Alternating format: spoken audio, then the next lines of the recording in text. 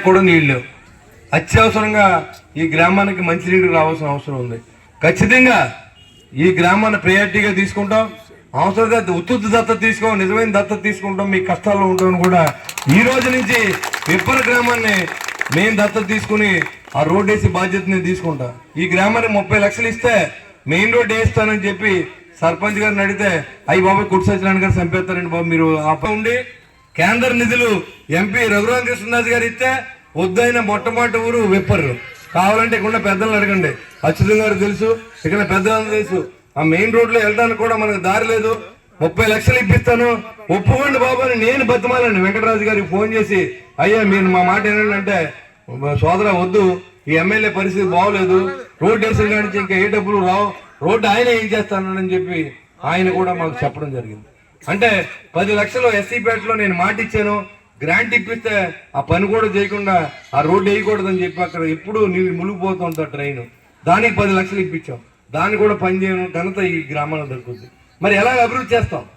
ఇక్కడ గ్రామాల నాయకులు చేయరు, తెలుగుదేశం పార్టీ నాయకులు చేయనవరు, మాలాంటి జనసేన పార్టీ నుంచి వచ్చిన మీరేమో డబ్బులు ఇస్తారంటే వద్దంటారు.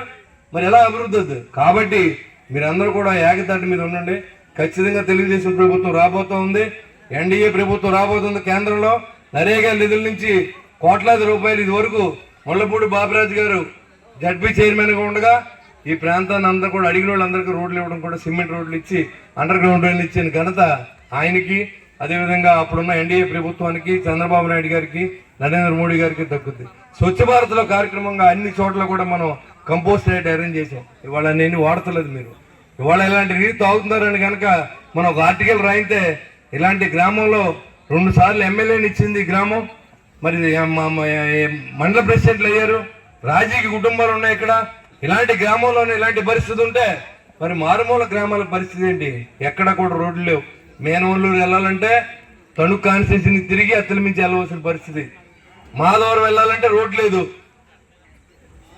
తాడేపల్లి నుంచి బాలంపూడి వెళ్తానికి రోడ్ లేదు, తణుకు వెళ్ళడానికి రోడ్ లేదు, విప్పర్ వెళ్ళడానికి రోడ్ లేదు.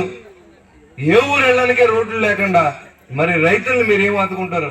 పండించిన ధాన్యం ఇవాళ అన్ని చోట్ల అప్రెంట్లో అన్ని చోట్ల కూడా మాస్కులు అయిపోయినాయి, అన్ని ధాన్యాలు తోలేశారు. కానీ రెడ్డి గారు వాళ్ళ కుటుంబాలు ఆస్తులు సంపాదించారు తప్ప ఇంక ఉన్నవాళ్ళు ఎవరికి వ్యాపారం లేదు. తాడేపల్లిలో ఉన్న వాళ్ళు అందరూ కూడా అప్పులు చేసి బతుకుతూ ఉన్నారు, ఆస్తులు అమ్ము బతుకుతూ ఉన్నారు. వ్యాపారం లేదు, ఉద్యోగం లేదు. ఒక్కో ఇంట్లో 2 పిల్లలు ఉంటే కూతురు అత్తారింటికి వెళ్ళిపోద్ది. 60 సంవత్సరాలు దాటిన తర్వాత ఉన్న కొడుకు ఎక్కడికి పోయి ఢిల్లీయో ముంబైలో ఉద్యోగం చేస్తూ ఉంటాడు. మరి వృద్ధులు పట్టించుకునే పరిస్థితి ఏంటి?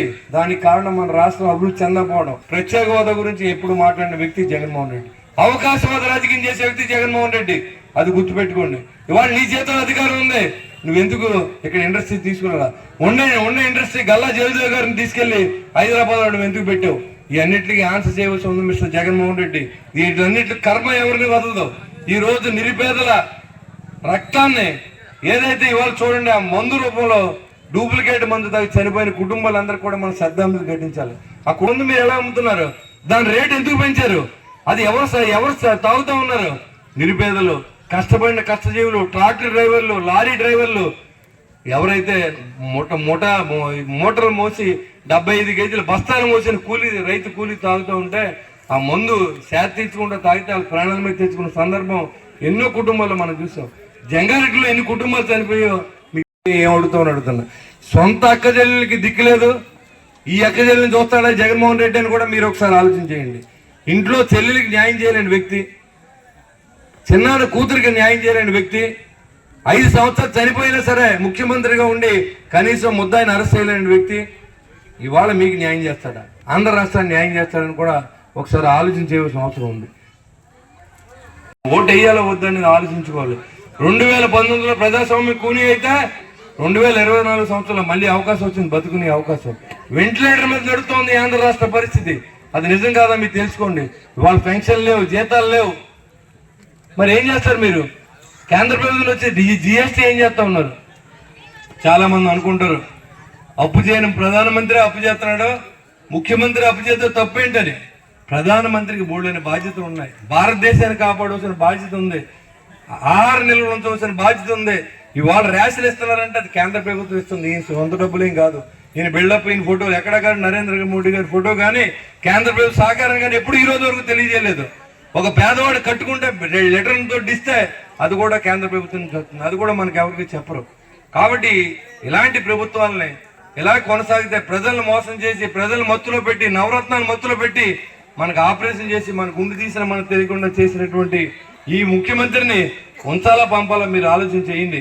ఇలాగ లెక్కర్లో దోచుకుంటా ఉన్నారు, ఇసుక 30,000 40,000 అమ్ముతూ ఉన్నారు, ఇతర రాష్ట్రాలు పోతా ఉంది, ఇక్కడ భవన కార్మికులు ఖాళీగా ఉన్నారు. ఏంట్రా ఏంటంటే మేము 3,000 రూపాయలు పెన్షన్ ఇస్తాం, ఎవరు డబ్బులు ఇస్తారు మీరు? మేము కట్టిన ట్యాక్సులు ప్రతి మోటార్ సైకిల్ ఉన్న వ్యక్తి కూడా ప్రతిరోజు ట్యాక్స్ కడుతున్నాడు. కేంద్ర ప్రభుత్వానికి 35 రూపాయలు, కేంద్ర ప్రభుత్వానికి 25 రూపాయలు, కేంద్ర ప్రభుత్వానికి 35 రూపాయలు. ఇలాగ ఈ రకంగా ప్రతి మోటార్ సైకిలిస్ట్ కూడా 1 లీటర్ పెట్రోల్ కొట్టిస్తే డబ్బులు కడుతూ ఉన్నాడు. ఒక రైతు డీజిల్ కొట్టించుకుంటే ట్యాక్స్ కడుతూ ఉంటాడు. ఈ డబ్బులన్నీ ఏమైపోతున్నాయి? మా దగ్గర నుంచి ప్రతి యువకుడు ఎంత పెట్రోల్ కొట్టిస్తూ ఉన్నాడు. అన్ని రాష్ట్రాల కంటే ఎక్కువ ఈ రాష్ట్రంలో ఎందుకు అమ్మవలసి వచ్చింది? శోభ అనిపిస్తుంది అనమాట.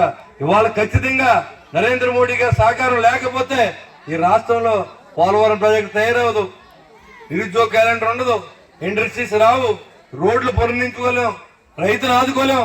ఇలాంటి పరిస్థితి రాబోతూ ఉంది. మీరు గమనించండి, మరో బీహార్గా కాబోతూ ఉంది. ఇప్పుడే మంచినీళ్ళు లేవు, రేపు పొద్దునతో వస్తే అడుగుతాకి ఇంకా ఎమ్మెల్యే దగ్గరికి వెళ్తా కూడా అవకాశం ఉంది. మళ్ళీ ఇంకొకసారిగా ఇతను నెగ్గిస్తే బీజేపీ జనసేన తెలుగుదేశం బలపరిచిన ఒక ఓటుని కమలం గుర్తుకేసి శ్రీనివాసవరం గారిని, అదేవిధంగా ఒక ఓటు గాజు గ్లాస్ గుర్తుపోయేసి మమ్మల్ని ఇద్దరిని గెలిపించండి, మీ గ్రామ అభివృద్ధిలో తోడ్పడే అవకాశాన్ని కల్పించమని కోరుకుంటూ సెలవు.